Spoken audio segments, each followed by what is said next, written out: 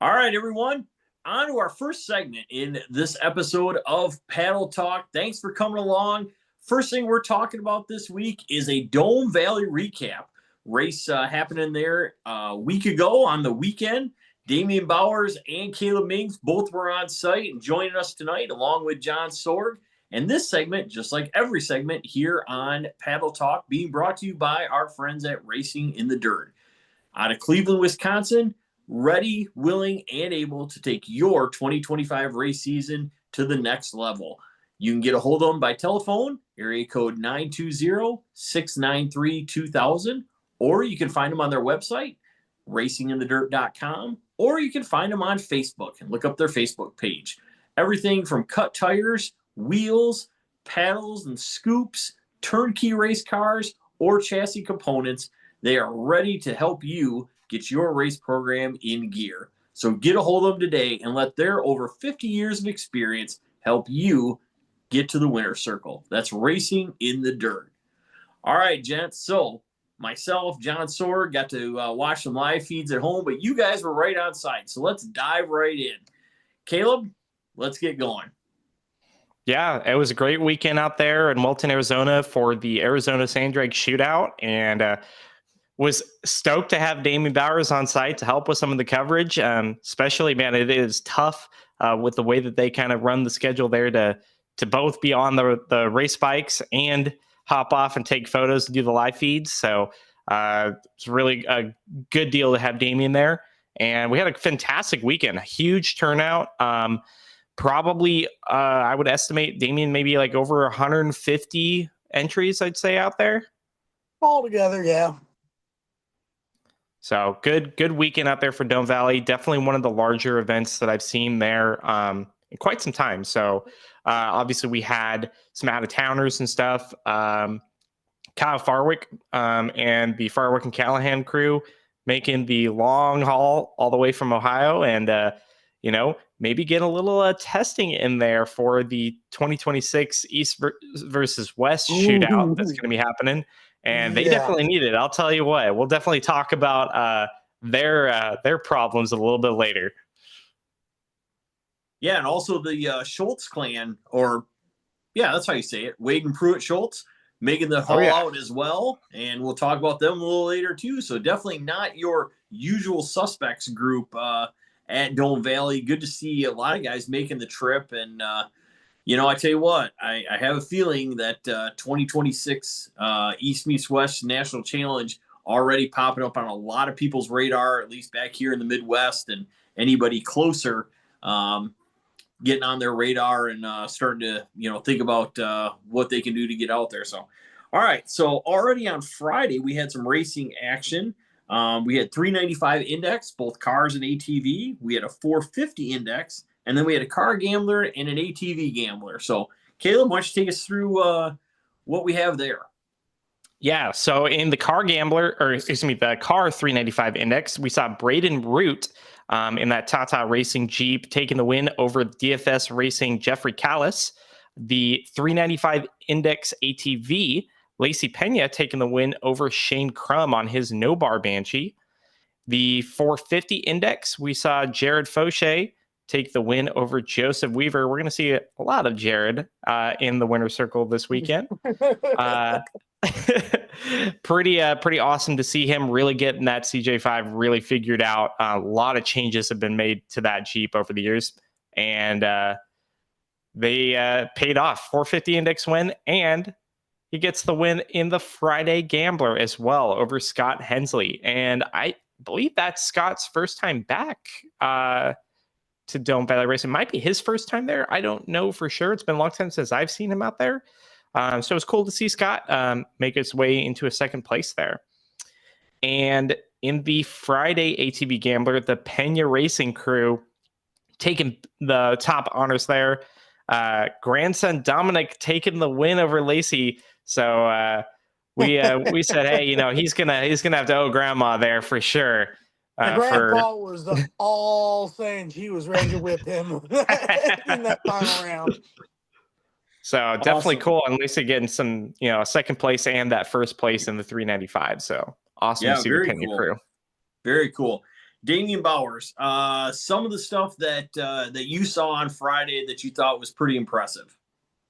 Saw a couple of the Jeeps up from Mexico that run like their 2000s or 1650 classes. There was a kid there, fresh out of high school, with a Jeep Wrangler with a 416 LS. Ran 480s on motor, 200 was running the 450 class, and that is his street-driven Jeep.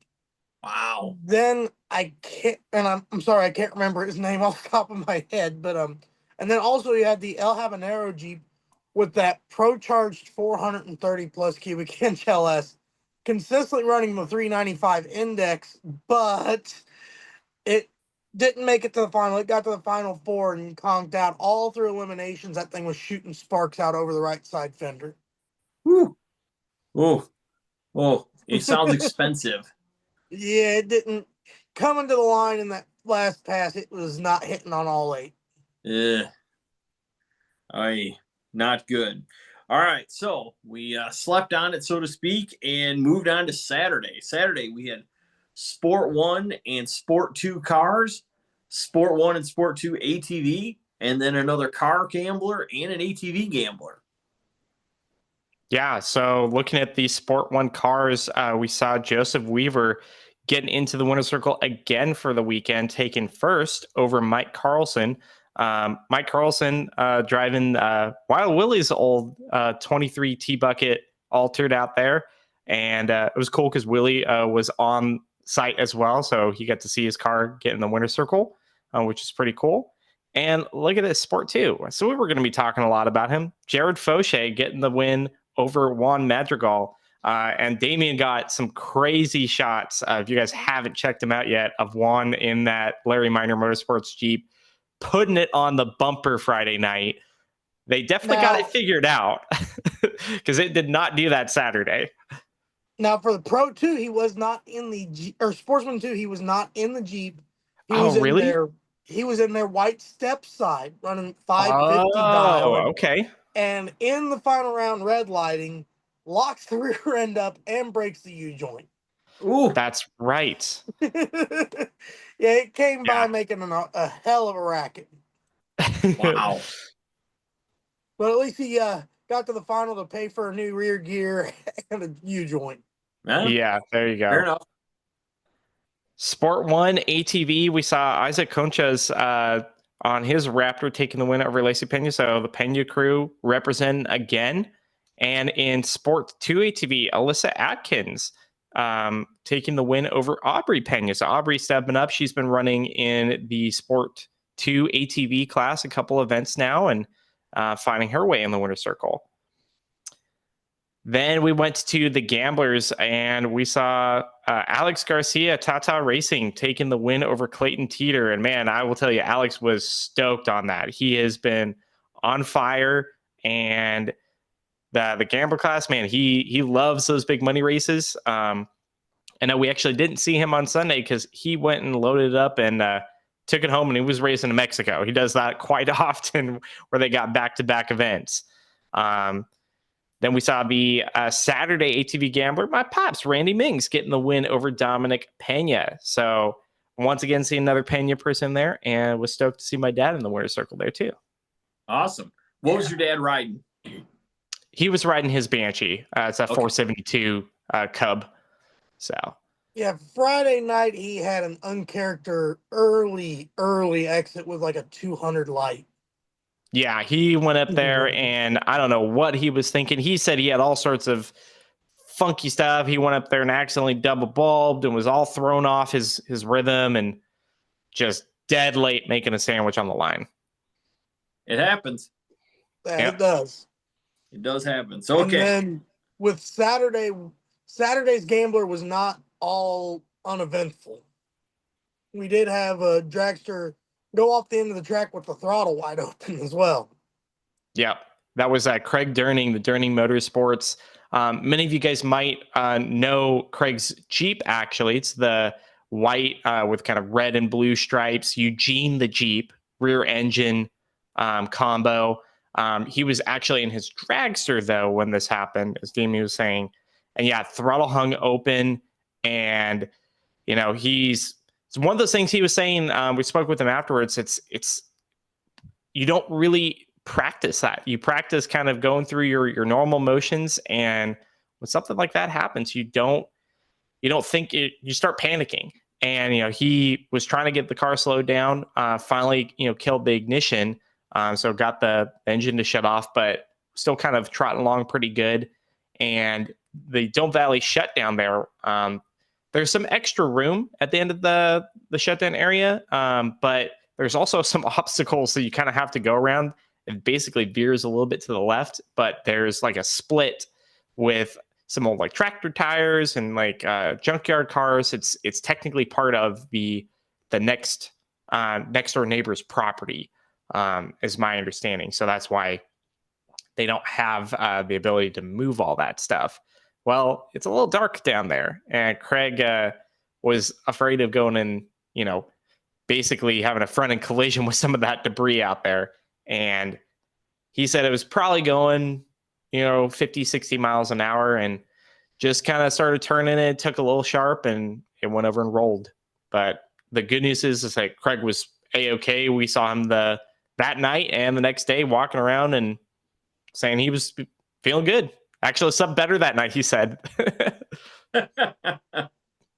Little chiropractic action on your back there, Definitely. Nice. All right. And on to Sunday. So now we get into, so we finished qualifying for top alcohol, top eliminator, pro mod, and A fuel on Saturday night. Do we have who our number one qualifiers were for those classes? I can get that for you real quick here. So, looking at top alcohol, number one qualifier was Jim Hammond with a 252.3. That was over Joshua Miner with 255.5. So pretty tight top two there. 7 cars entered in top alcohol. Many Nice. of them were double entering in pro mod or top eliminator, but it was pretty cool. I think it's been a while since we've seen a top alcohol field that full. So Yeah, that was cool to definitely pretty cool. That was great to see that happen. Yeah. Top eliminator, we saw Tristan Graham, the number one qualifier. I believe that was set during his second session, right, Damien? Which pass was this? I think Tristan Graham in the whiskey business, the root beer colored buggy. It was a number one qualifier, 295 with an 8. Yeah, second session. And then Second right session. after that, his dad busts off a 250 or 295 with a 9. Yeah, Ooh. so just one thou behind him there. So it's pretty cool to see father and son there. Unfortunately, his wife, Tristan's wife, Kylie Graham, they only got one lick off with her Frisky business buggy with a 329.2 on Friday. And yeah, Dropped they the decided, piston. yeah, it was not repairable with what they had. Oh, Dropped the valve and ate up a piston. Valve and ate a piston. I think they torched a head on it too. oh. They ended up finding out. So it was lots of catastrophe for them, but they still had 2 race cars making the Sunday show. Another cool thing was we saw Cody Hoffman with the Smooth Sucker machine. He decided to go and play with the boys in top eliminator. So they put their Potter machine dragster to the number 3 spot there with a 296.8. I said them guys did pretty good for dropping out and dropping into that. Oh, definitely. Really good. Yeah, and his whole thing was that he wanted to go and do some more racing. Because when we get into our A fuel category, there was only one King Racing, Daniel King driving. They were the lone A fuel entry. So Right. they really probably should have gone. Eliminator. They should have. I say their times they should have been in top eliminator from what I saw. Yeah, that number one qualifying for them was a 3 flat with a 3, which would have put them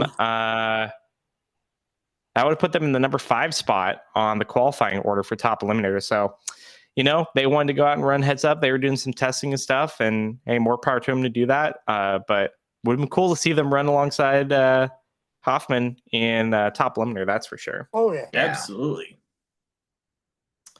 And then our last heads up class was Pro Mod. This was the debut of the class at Dome Valley Raceway, and plenty of very quick machines out there.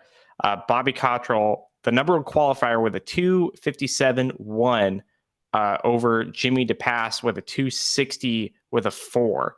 So pretty tight field there. And then rounding out first pass of qualifying. Oh yeah. They came out with a hot tune in that thing for sure. Kyle Farwick and Nick Schultzman rounding out the field there for Pro Mod as well. Farwick's had all sorts of trouble.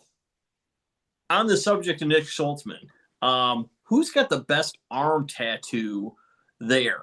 That has been, he's had that thing forever, and it still looks good. I gotta say, I was shocked. I'm like, as soon as I saw the tattoo, I'm like, oh, it's Nick Schultzman. Man, the color on that thing's really good, and he's had that ink for a long time, man.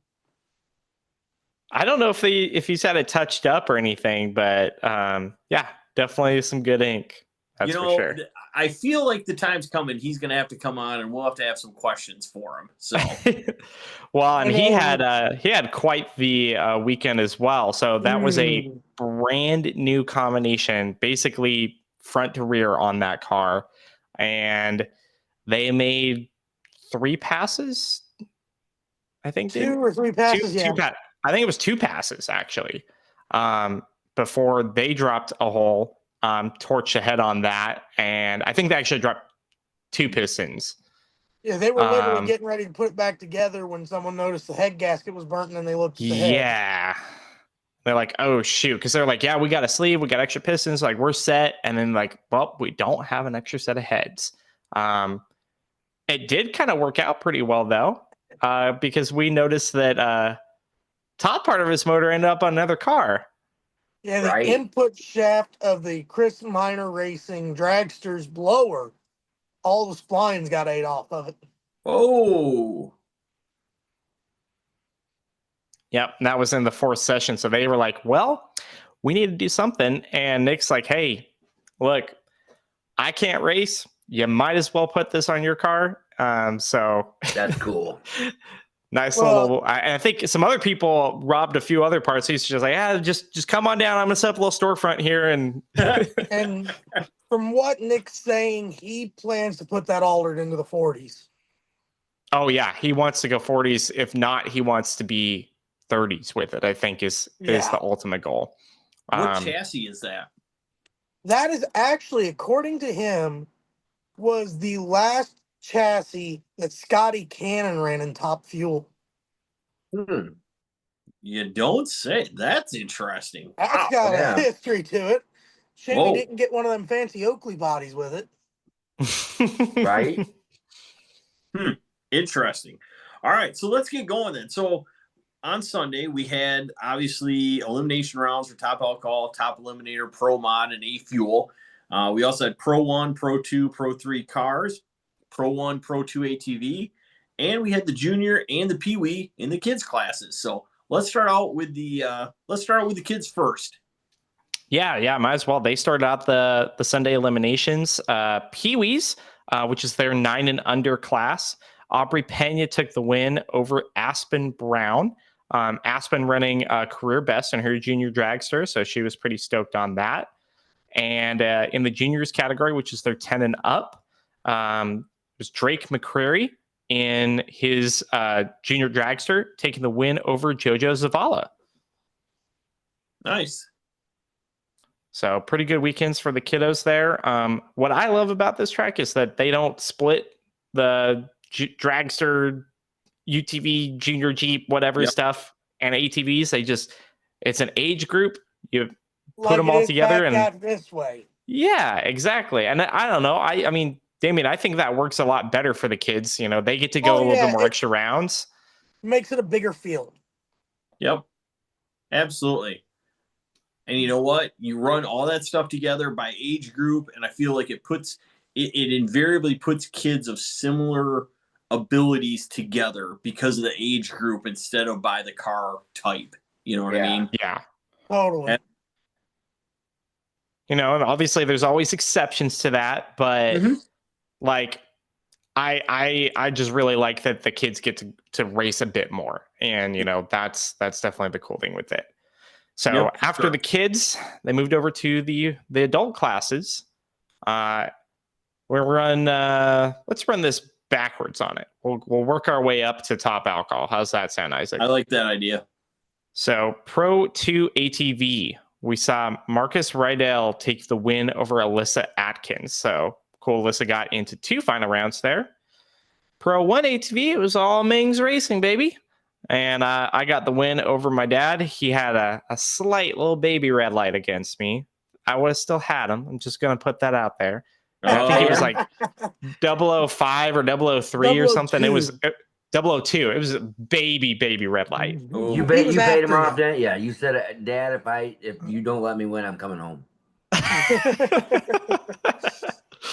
No, but it was pretty cool to race him. People have always asked like what our round record is. We have no clue. We have long since not been keeping track of that, but we like to go back and forth with it. Moving over to the car division, Pro 3, we saw David Root taking the win over Jeffrey Callis. They're all part of that DFS racing crew. So they really old school looking rides in there. Old school, flat fender Jeeps and stuff, and hand formed aluminum body. Mm-hmm. Ooh, I like it. Definitely looks pretty cool, and they clean up when they come to Dome Valley Raceway. Especially with David's son, Braden, getting to another final, taking the Pro 2 victory over Joseph Weaver. So shout out to Joey. Joey definitely doing a lot of work there, and a little bit of an upgrade and stuff for his Jeep as well. They had some new heads and stuff put on it, so it's picked up a little bit on the ET side. So I believe that was his first time solidly in Pro 2. I know he's kind of straddled the line there, Pro 2 and 3 in the past. Same thing kind of goes for the Sportsman. So cool to see Joey going some rounds and getting some hardware. Pro 1, this was, and I'm always forgetting if it's ALC or AOC. Oh, no. The race team. But both of these guys out of what city? Chino Valley, Arizona. So both on the same team here. We saw Sam Atkins taking the win over Arnold Cox. Those boys love their forward power, but they got some quick dragsters for sure. Yep. Absolutely. What's our time breakdown for Pro 1? I believe it goes down to a 374. I think it's a 374 to a 310, right? 310 is the top end for it. And then you could walk that line between Pro 1 and Pro 2. Who's that? Yeah. Me? Yeah. I know. Yeah. I was thinking about that. I'm like, man, I'm going to be right on the border. Do both. Well, just a little sandbag, for Pro 2. Literally right on the border. I mean, he's got a sandbag and enter 395 anyway. Oh, yeah, no, right. Not if I gotta do that. Not if they're the same night. Now I'll only do 2 or 3. No. They're different. They're different nights. So you're all set, sir. Oh, I'm in. You're good. I'm in. I'll do it. Yeah, their Pro 2 is 375 to a 425 is the bottom. Oh my word. And then the Pro 3 class is a 426 to a 6 flat. And then for the ATVs, it's a 449 and quicker for Pro 1, so no top end for that. And then the Pro 2 ATV is a 450 down to a 610 for the bottom. Gotcha. All right, so let's continue. Yeah, so obviously A-Fuel, one competitor. Daniel King taking a little victory lap there for the win in A-Fuel. Pro Mod, again, we saw lots of attrition with Nick Schultzman's bowing out early there. A wild first round between Kyle Farwick and Jimmy DePass. Man, that was every bit of like pedal fest, like nitro funny car action that you could possibly have in the sand. God, yes. That was pretty cool. It was insane. Immediate left turn, the picture I got makes it look way worse than the pictures Caleb got, because I was behind him and you can see the pass up on 2 wheels with Farwick back on the throttle, right on the center line, getting back in it. Oh, yeah. And Jimmy actually crossed over that center just a tad behind Farwick, thankfully. Behind him, Wow. yes. Kyle not having a very smooth pass either. He went dead right and then back over, and just it was wild. Farwick struggled all weekend with the track. At track, from just personal experience getting there, the material is very similar to Brookville's. All clay, just the difference in the way they work it. I'm not saying anything bad about the way they worked it, just the piece of equipment that they do the last pass with compacts the track so badly for the big blower cars. Yeah, and it's one of those things too that it definitely affects the short cars a lot more, and just depending on how the cars dig in, you can quickly run out of depth in the material, and if you get one tire hooking harder than the other, you can hit a hard pan in that track and it will send you sideways. Yeah. And again, the short cars seem to always have a bit more of an issue with that. And with qualifying, Farwick's went all the way to the very last session, not making a single A to B pass. And then finally, they pulled all the hook out. It went to a 4-link bar adjustment they had never ran in that car, with their 295 tune-up from back out here to go 275. Wow. Yeah, so you could definitely, the track has a lot of hook for it. It's definitely one of those things that all of the heads up cars, they're pulling power out to get down the track, and especially top eliminator 2 to get them into that 295.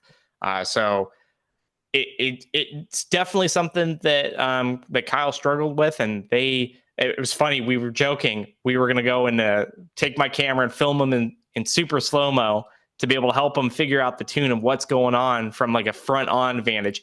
Both times we did that, car went straight. A to B, easy breezy. Definitely did not do that for first round, but it did make an awesome pass for the final against Bobby Cottrell. Bobby, man, that Jeep is just something else. And Kyle, they didn't have enough for him with how much power they could actually reliably put down the track. Huge hole shot for Farwick on him too. Huge hole shot. Got drove around. Yeah, I think it was a 260 to a 277. Yeah, and Farwick was actually chasing him down on the big end. Farwick out mile an hour him and actually beat his record for the A four-wheel drive mile an hour, but was unable to back it up, obviously, on the weekends. Yeah, 125 miles an hour from that four-wheel drive altitude in that final round. Wow. That's booking. That's impressive. So speaking of setup and struggling with it, that was something that did not happen with Team Texas. They came out there with two different cars. Now, fair, play with this. The Schultz have been out to Dome Valley a couple times in the past, so they've got stuff kind of figured out. And we've long said that the Schultz family, man, they can figure out how to tune top eliminator cars. And they went out there. Wade Schultz was actually driving his son Pruitt's car. Damien, I didn't actually go over and ask Wade. Did you find out where his car was? No, I didn't ever ask that. I didn't think to ask that. Man, we both are not doing our jobs. So, no clue where Wade's car was, but he was out there in Pruitt's making some good laps. And they had a friend of theirs, Curtis Grady, out with a brand new build. First time out with this car. It is an ex-NHRA top dragster car. Obviously going through wheelie bar tires, gearing stuff, but set out there for top eliminator. Car. Beautiful looking car. Right off the trailer goes 304. Nice. Yeah, beautiful car. Well, again, he had Wade helping him out. I mean, he's not going to lose on that one. On tuning, Wade couldn't slow his car down on tuning enough. Yeah, right. He went out there and he was running 80s most of the weekend before they finally got it slowed down enough. But they got looking like John. They got it figured out though, and enough to where both of them ended up in the finals, taking out all of the local Arizona and California people and everything. Wade taking the win over Curtis there in that top eliminator final. Wow. Now, where's Curtis out of? I don't know exactly where, but Texas as well. Yeah, Texas I mean, as I well. know he's part of Team somewhere. Texas, but I don't think he lives in Texas. But somebody correct me if you see this. Could be wrong on that. Yeah, let us know in the comments. Or if Curtis listens to this as well, let us know where you're from, bud. But yeah, super stoked. I mean, couldn't have asked for a better weekend for those guys, right? To come all the way from Texas and first time out with Curtis's car, go, runner up to his tuner. Oh yeah, go to the pretty final. good weekend. Oh yeah, right? That was fun to watch. It was a good time watching. Yeah, for sure. And then our last class, top dogs on the property, top alcohol. We saw some, cars getting mixed up, attrition and stuff once again with some of the field. And it ended up being an all minor racing final with Joshua Minor, again, borrowing the blower off of Nicholas Schultzman's Blue Bayou Altered, taking the win over teammate Bobby Cottrell in the Flower Power Jeep. Nice. And that was a good lap in the final by both. It was a good lap in both of them. I know Bobby got out of the hole on him, but man, that dragster's quick. And that blower too, that's a they normally have a C rotor on the top alcohol dragster. Well, the blower that they borrowed from Nick was a D rotor, so they were making all the boost. Oh yeah. I bet Bob DeVore was like, oh, hey there. Let's see what we can do with this. Hold my beer. Definitely. I'll bet. So, and I believe, unfortunately, I never did get to go ask Jim what happened there in that second round run where it looked like a cylinder dropped. I think he dropped a valve. Yeah. About 250 foot, it had fire coming out of the right side bank. Yeah. They've had a really tough run of things the last couple of events with just parts attrition with it. And, it sucks as we've been talking about this. This is according to Jim Hammond, this is the farewell tour for the April's Dream top alcohol dragster. So they're trying to make a good showing out of it and, make some good laps and stuff with it. But man, the attrition of the parts is really hurting them. So yeah, I hope that for you. Maybe you guys know he had talked at one time he was going to possibly put his grandson in the car, but that was something in the cards at one point. In fact, actually, his grandson made a few laps in that car.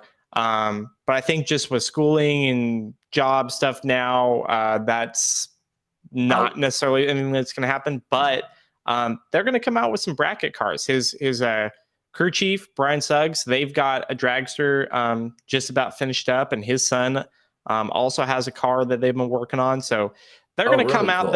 Cool. They'll still be around, in the sand drag scene, just not in top alcohol where there's so much blowing more stuff work up. to be done. Oh yeah, I don't think they're going to know what to do with themselves. They're going to be like, oh man, like I just wondered if that light of kind of a fire under your ass, I mean, he's been kind of the lone soldier out there for a while now, and now you got 5, 6, 7 cars jumping in, and it kind of gets you back into the blood flowing for it, I would think. It definitely has been. It's definitely been helping with him for that, because he and that's the thing that I always gave kudos to Jim, is that even if they were the lone alcohol car out there, they went out and made every single session. They made multiple laps on Sunday. They put on a show for the fans when they were the only car out there, and they're continuing to do it. And I spoke to him, John, a little bit about what he might do for 2026, and he said, we'll might make one exception to come out of retirement. All right, I was hoping he'd say that. That would be good. That would be very good. So, all right, John Sword, from your live feed viewing for the weekend, one thing that stuck out for you. Damien's shoes. All right, fair enough. Fair enough. Well, we just talked about it a little bit. to see the 7 cars jump in and top alcohol was really cool. I believe you had 14 top eliminator.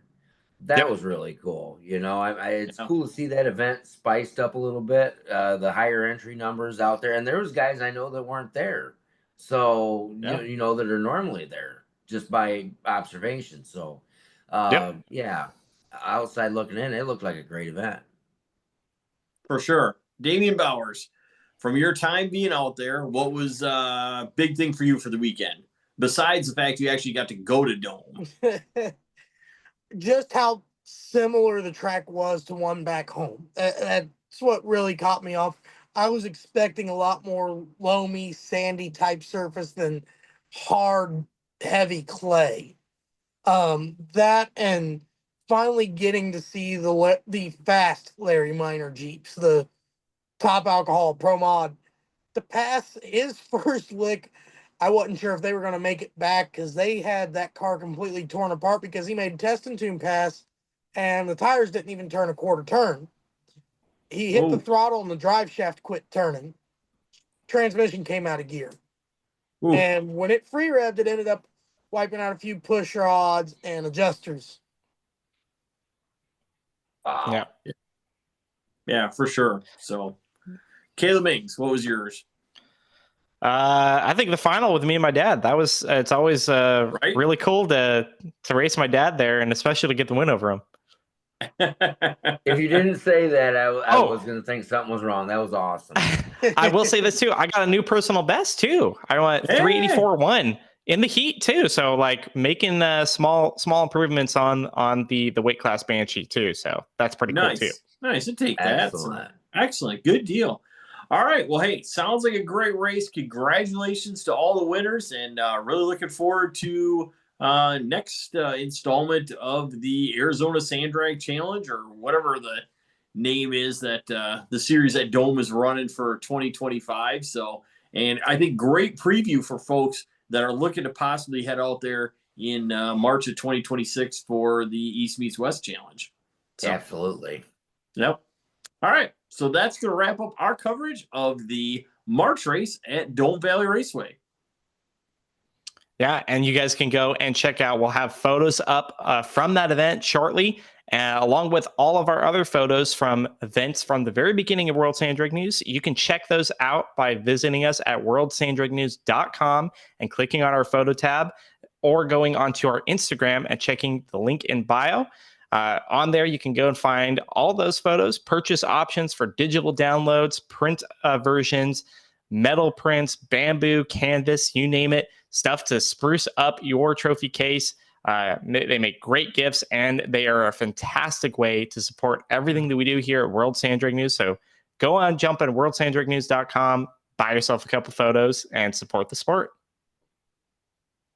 Hey everyone, welcome back to this episode of the Paddle Talk podcast. And in this segment, we are talking about the Legends race happening at Silverback Offroad Speedway in August with Mr. John Sorg, Caleb Mings, and Dave Applegate also joining us. And this segment brought to you, as every segment is, here on the Paddle Talk podcast by our friends at Racing in the Dirt. Out of Cleveland, Wisconsin, over 50 years worth of experience, ready to help your race program get to places it has not been before. So give them a call today. Either call at 920-693-2000, or you can find them on the interwebs at racinginthedirt.com, or you can find them on their Facebook page at Racing in the Dirt. Again, call, Facebook, or good old-fashioned website, racinginthedirt.com. From chain drives to weld-on accessories, from cut tires, wheels, full turnkey builds, Racing in the Dirt is the one-stop shop for your race program.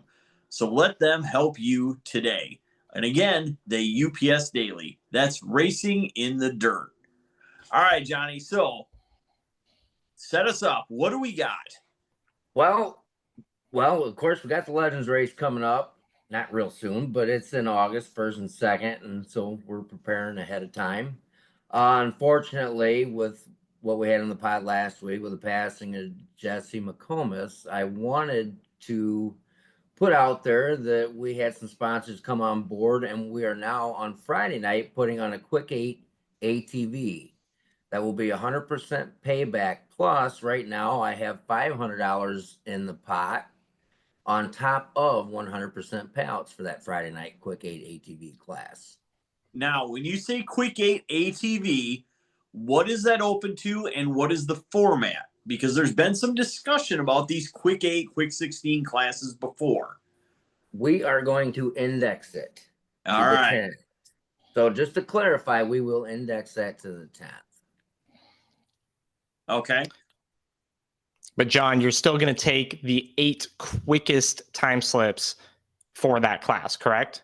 Correct. It's the 8 quickest that want to get in, that show up, put in the time slips during time trials, and they still have to buy into that class, correct? Correct. Yep. Okay. Yep. You're to buy into the class. You get your time slip from Test and Tune. You want to buy into the Quick 8. If you are number 9, you get your money back. Sorry, you're not. Yep. You didn't make the cut. Top 8 fastest times there. You get into the Quick 8, 100% payback plus $500 so far. Yeah. Index of the 10th. Provided by Kyle Wiedemeyer in Southern Power Sports. So I want to say thanks to those guys for jumping on board and doing that. So that was really cool. I guess I got to give another shout out here. We got to go to Bob Reedman class. We got Mike Page stepping up and putting out some money. We also got Performance Prototypes stepping up and putting out some money. We've got 616 Motorsports stepping up, putting out some money in Top Eliminator. So we're getting those barrels rolling. So they're starting to come in. Nice. So I just want to give you all an update and let you know how it's going, and things are going very well. I am very happy to almost announce Lone Star Graphics coming on board to join us for that weekend also. Very cool. Dave, you had your hand up. I know you're adding some money in there for the ATV Quick 8. So Yes, tell us a little bit about Speeder's involvement. Yeah, so I talked to some of the guys, and we all agreed to help John out and Silverback as well. But I got a question for you, John. When you say power sports, so that everyone knows, I mean, you've already told me, but just to clarify it, what do you mean by power sports? Is it just four-wheelers, or what are we looking at there so people can plan on this? Well, being it's Nokomis and it's Quick 8 ATV, we're going to try to stick with the ATV, snowmobile power, ride on, not in if you can. But we'll see how the night rides on and what we have and where we go. Okay. All right. So I got a feeling I don't think there'll be a big issue with getting Quick 8 ATVs that are within the 3.6 and faster range. I think it's going to be pretty awesome. yes, and the reason I wanted to ask that question is, when you say power sports, that could be a three-wheeler, that could be a side-by-side, that could be numerous things, and want to make sure that that everyone knows what you mean by a power sports. Absolutely. You know what I mean? If it's power sports powered, that kind of opens the door to a lot of different things. So I just wanted to ask that question to see where you was looking at that. Yeah, if I'll be honest with you, if I was unable to get 8 ATVs, then I will look that direction. But at this point, I'm going to try to stick with the ATV. I'd be shocked if we don't have 8 ATVs for Friday night. That would actually blow my mind. That will blow my mind. I know we got guys coming from Kentucky and Ohio and stuff with ATVs, so I think it's going to be a battle, to be honest with you. I would agree. I wouldn't be surprised if the pot grows a little bit more in the meantime. Yep. Yes, for sure. Well, good job, John. Thank you, guys. Thank you. Thank you very much. Thanks to everybody that's jumping on board. Let's run through our classes then for that weekend. What do we have for Friday night then? So we have, you would do that to me when I don't have that piece of paper in front of me. So we have got 4.0, 350, the Jesse McComas Quick 8, and we also have Open Sportsman, and around 2 rounds of Top Eliminator qualifying. Wow, that's a heavy night yet. We have a heavy night. That's a lot of racing to get done. So We have a lot of racing to get done, little time to do it, but we will get it done. all right.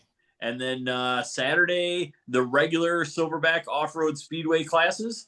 That is correct. Along with a, let me see, what did we have here? We added the Quick 16, which is not standard to the class, which is for Bob Cameron. That's a 385 and faster index to the half tent. Okay. And the other class that's added is the 4-cylinder shootout in honor of Larry Wagner, which is an added on top of normal programming. Correct. Yep. And top limiter is not competed all the time there, and it will be competed at, obviously, at this event. Sure. Yep. Give the top eliminator guys something to do as well. So fantastic. Oh, yeah. No, sounds like things are coming together well. Dave Applegate. Absolutely. Yeah, I want to, John, we want to remind everyone, Isaac, don't forget about, and I don't remember the partner's name at Silverback there with Brett and Brody with the campers. So if you're planning on going to that race, you may want to call ahead of time. You may want to call ahead of time if you need a camper as well, because they got a great program there. You can get a camper on site, ready to go. I had one last year. I don't remember the cost. It was just over like $500 for like a couple days. It may have changed by now, but whatever it was, well worth the money. You don't have to leave. Everything's there.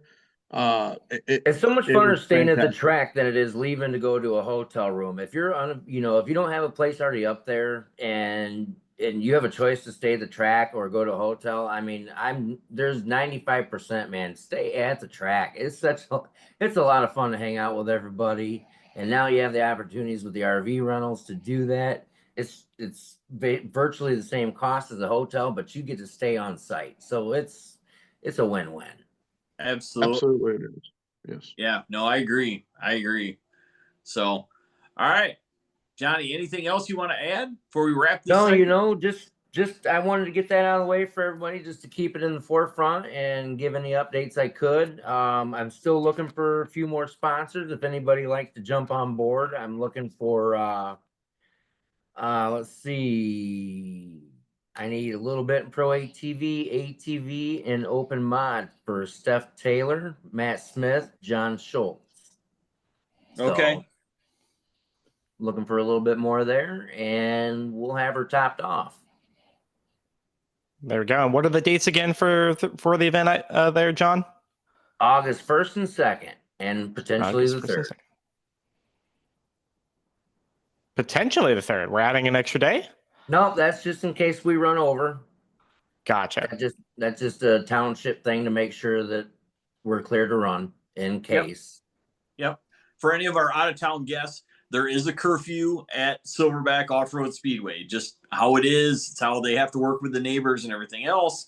So that being said, pretty much it's kind of a given. Any of your bigger events, there's always kind of that 3rd day to get things wrapped up. If for some reason something were to happen, I mean, obviously you can't control the weather and that sort of thing. So you kind of, the staff tries to build in that extra day just in case they need to get the event wrapped up. So.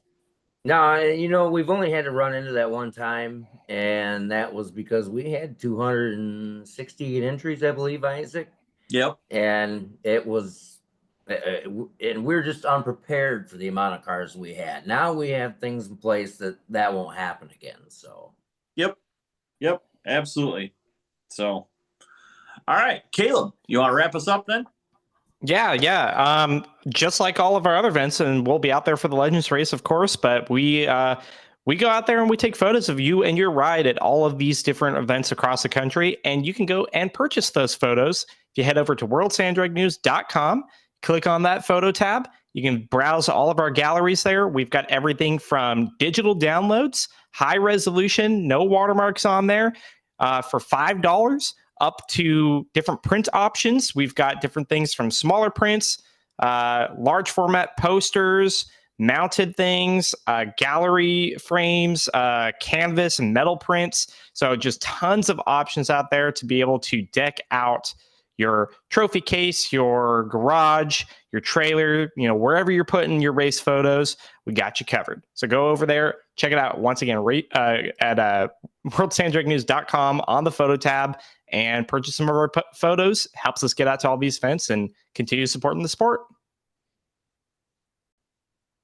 Hey everyone, welcome to our next segment of the Paddle Talk podcast, brought to you as always by our friends at Racing in the Dirt out of Cleveland, Wisconsin. Racing in the Dirt. You can find them at racinginthedirt.com, find them on their Facebook page, or pick up the telephone and give them a call. Area code 920-693-2000. You can reach them Monday through Friday, or when they're racing, they might be ducking out of the shop early, but they have over 50 years of experience ready to go to work for you to take your race program to places it has not been before. From bolt-on chassis stuff to closed chain drives, cut tires, wheels, super scoops, paddles, turnkey chassis, you name it, Racing in the Dirt, ready to help your racing season be one to remember. So get a hold of them today on the web, racinginthedirt.com, on Facebook, or give them a call, 920-693-2000. And they UPS daily. That's Racing in the Dirt. All right, so we're talking about Greene's Drag Strip. That's Greene's with an E, not the one in Michigan, located down in one of the Carolinas. And they have a decent-sized race, I would say, coming up this weekend. It's Miller Racing versus the World on the adult side. And we've got some fairly decent money raised for the kids classes. Dave Applegate is the man of info when it comes to this race. Dave, fill us in on the gaps that I have left. All right, Isaac, I appreciate it. It is Greene's Raceway, presented by Fowler Racing, and they are in Disputuna, Virginia, actually, not the Carolinas. So, been there many a times. Great people, great track. They do anything from just your stock stuff to full size to the bad boy. What do they call the top fuel bikes? They get into a lot of things. Well, this weekend they have MR versus the World, which is, as many of you know, is Tony Miller. And they are going to do the No Bar Nobby Shootout, the 5.0 Index Point Series, adult and kids heads up, as 0 to 472 No Bar. Caleb, you might have to help me with that. Is that CCs? 0 Yeah, to it's a CC. Okay. And then they're doing some adult bracket point series as well. So they got a lot going on with Tony Miller versus the World. And the really cool thing is, if everybody remembers, there was a young man that we had on here.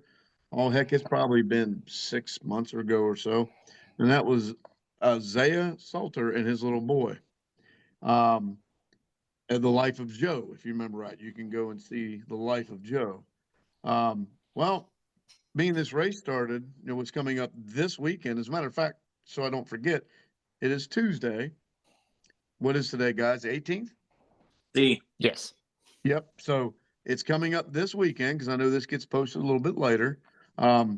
So they decided, everybody calls him Zay because none of us can pronounce his first name. He'll get a kick out of that. But he decided to put up $50 for the, and bear with me here because there's a lot to go through, for the 50 to 60 cc dirt bike kids class, and $50 to the 70 to 100 cc ATV kids class winners, and then he was going to add $20 for the runner-ups in each class, which was pretty cool. That was like 2 days ago. We are now, as of tonight, Tuesday, over $1,700 for the kids, which is What's the age limit? Fantastic. I'm sorry. What's the age limit? Yeah, well, John, if you shave your mustache, you're definitely short enough. They would never know it. As I say, Dave, can you and I enter? I mean, we could go dye our hair, shave our face. Can we do this? Absolutely, man. I mean, it's travel. great. It's great. So, Zay, he got a hold of Daniel Fowler, who is the son of the owner of the track. They got to talking, and Daniel said, "Sure, man, I'll start posting it." Well, he posted it on their page, again, Greene's Raceway, presented by Fowler Racing. And it's blown up in the last 2 days. It's unreal. So I'm going to do a real quick thing here, and bear with me. I'm not going to go into who paid what. I'm just going to tell you guys who is adding money to the kids' classes. So we have, of course, Zay Salter. He's put money in it, of course. We have Zach James of Innovative Powers is matching whatever Team Zay does. Team 540 is matching whatever Team Zay does again, plus throwing in a match race. The winner of those two classes from Team 540 actually got to put this in here. He's adding $100. So the way I understand it, the two winners of each class are going to run each other off for $100. Yeah, that's what it sounds like. Yeah, so pretty cool. Team No Bar, Carlton Ham, which is very well known here in this area. He put some money in. Again, I don't want to get into all the money because some people may want to know, some don't, but it is all posted if you want to see it. And then we have Team Full Plastic, No Bar, Miles Scott is sponsoring. Cross the Creek Kennels is sponsoring. Michael, I might say this wrong, Myrick. He is putting up some decals and trophies for first and second place, it looks like. Team Chuck Racing, Terrence Hogard. He's the one that's sponsoring the trophies. Mr. RPM Cycle has put in a really nice amount of money. Team Fowler Racing is adding they've got 3 dirt bikes sitting in their garage. I was talking to Daniel today, and he says they never come out. So he's getting them out of the garage, and they're gonna if a kid there does not have something to ride, they're gonna let him race, which is pretty cool. And they're paying their entry fee. If a kid doesn't have a ride, the Fowlers are going to cover their entry fee. Is what I'm reading here. Am I right, Caleb? Yeah, that's what it sounds like. Yep. And then we have Tyra Williams and I'm not sure. Kairos Helping Hands, I think it is. Yeah, Helping Hands is sponsoring some money. Myself, SPDRS has put in some money for him, and Steve Starkey is sponsoring money. I mean, he goes on. CJ Van and Wesley Carter. It's amazing that all these racers got together over one guy just going to throw in just a few bucks. And within 2 days, I think they're over $1,700. We still have, tonight, Wednesday, Thursday, and Friday, I guess. Who knows? This could be over $2,000 for these kids. That is awesome. So I wanted to give a big shout out to Greene's Raceway, to the Fowlers, to Zaya Salter, and all the people that have helped get this money together to help these kids. That's fantastic. And good luck to everybody with the MR versus the world. That's going to be a heck of a show. It always is. They bring a lot of spectators and a lot of racers, and we're looking forward to talking to them hopefully next week on our podcast and kind of bring them in and talk to us about how the weekend went for them. And that's about all I got. Caleb, do you have anything to add there?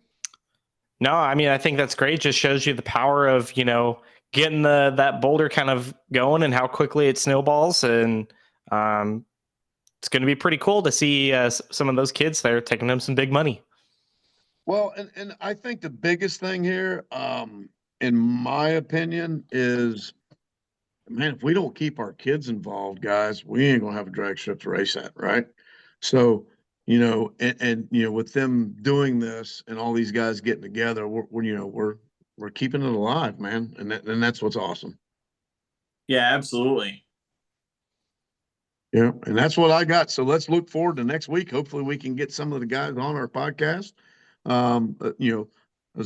can get Zay back on and Daniel Fowler and let them talk to us about how their weekend went. Let's hope it goes very well for them and they're all safe, and see who's the big dogs out there, man. Let's find out. All right. Sounds good, Dave. Caleb's Bings. What do we have to take us out? Want to go and remind you guys, go check out worldsandragnews.com and click on our photo tab there. We have tons of photos from galleries from the very beginning of World Sand Drag News. You can browse through all of them. We've got photos for sale on all of them. All you have to do is click on the photo you like, click that little shopping cart or the bag icon, depending if you're on mobile or desktop, and it'll bring up all your purchase options: digital downloads, canvas prints, metal prints, large format posters, framed options, you name it, we've got it for you. A great way to support World Sand Drag News and to help us get out to shoot even more events and capture all those memories that you can take with you forever. So go over there, worldsandragnews.com, and buy some of our photos, support the sport. All right, and welcome back to the Paddle Talk Podcast.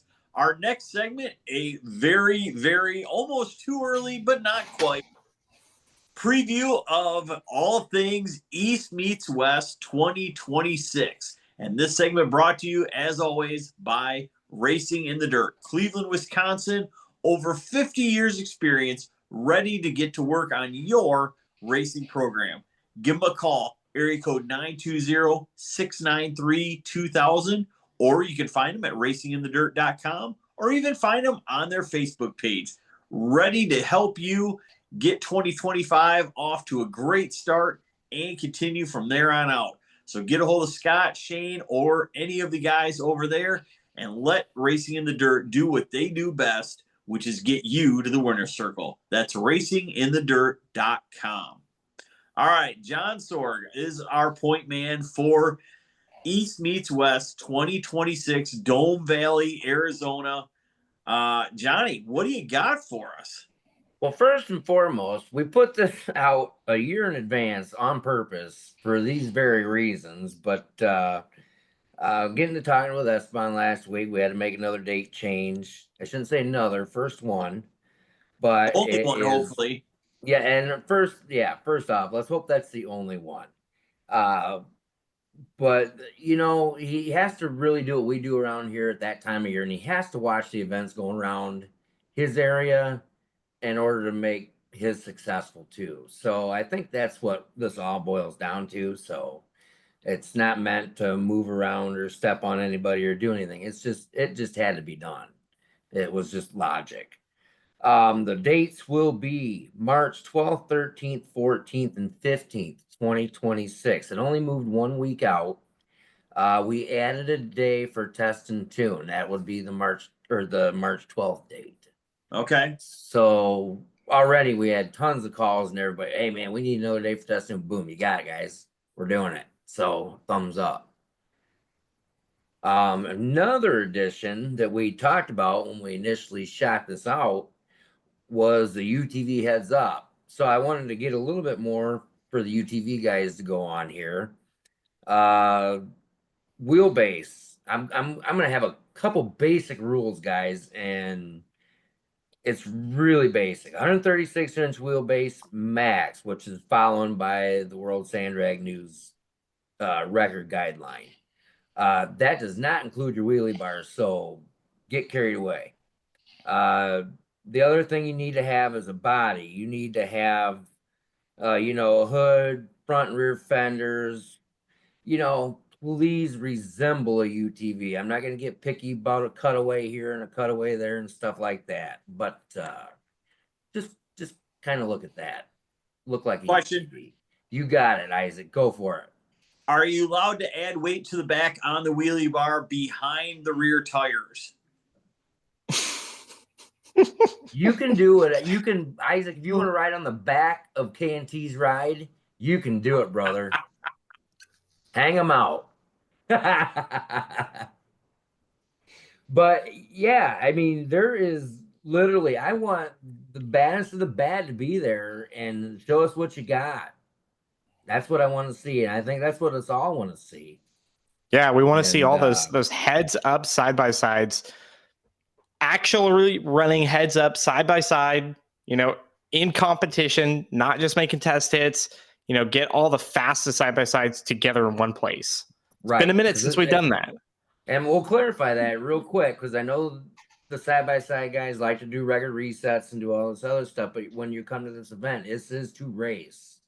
specifically with your 4 qualifying sessions, your test and tune day, blah blah blah. But you're there in the program. You're there to race. You'll have set times to run. It's so just and for everybody, you know. So everything will be laid out pretty good at the event. So you'll know when to go and when not to.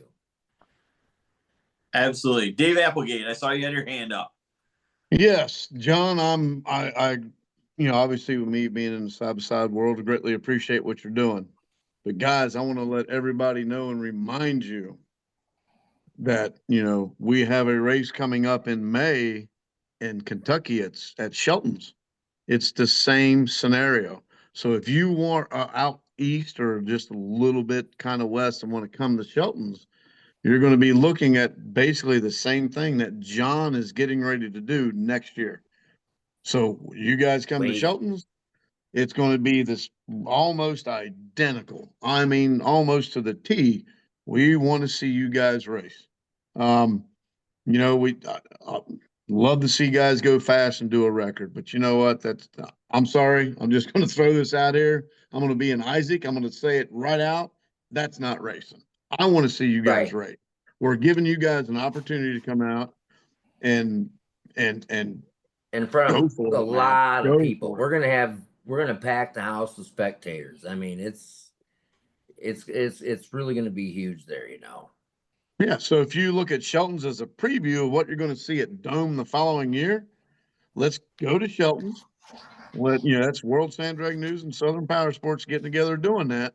And let's get it started. We'll learn here and there what we need to do to make it even better when we go to Dome for John. Absolutely. So just keep that in mind. Be ready to race. Let's get it. And I'll remind people too. So if you're a side-by-side racer and you're like, hey, I got a pretty quick side-by-side. I don't know if I've got something that can really keep up with the fastest guys in the sport. Both events have tons of class options that you could jump into as well. There's going to be index, there's going to be other heads-up stuff, there's going to be bracket classes. Both events are going to be very well, attended, and tons of options for you guys to go out there and race. So if you're kind of worried about it, obviously you can still go and jump into those heads-up UTV classes. If you don't quite have enough in the tank, there's going to be other classes that you can jump into as well. Absolutely. Plus, and John, if I'm wrong, let me know out at Dome, but at Shelton's, I know the side-by-sides, you can run against the trucks in the bracket. So you can full size, and I mean, yes, absolutely. I'm not sure if he separates them. Caleb, you can help me with that one. No, he lets them run alongside the cars unless you've got something that you're planning on doing, John, as a separate side-by-side class. Any of the full-size car classes, the side-by-sides can run with there. So that's all of the sportsmen and pro brackets and indexes and everything else that is part of the normal Dome program, plus whatever gets thrown in additionally with the East versus West. So yeah, you're all set. Right. And we're not talking about a specific full-size class or truck class or side-by-side class. We're talking about, like you said, index, bracket, something like that. They can go together. The same thing at Shelton's as we're going to see there. So again, the guys on the East Coast, I know a lot of you are talking about what John and is working on over there at Dome. Man, you're going to be looking at almost the same damn thing at Shelton's. Yes. So get to Shelton's, get an idea of where we need to be. Help us out. If we need to change something, let us know. We're going to make it happen. Am I right, John? Yeah, it's going to be great. I think it's a really cool class. I think it'll get some traction. It's just a lead off from other things that have already been there. So it's there. It's just, let's do it, man. I think it's great. Yep.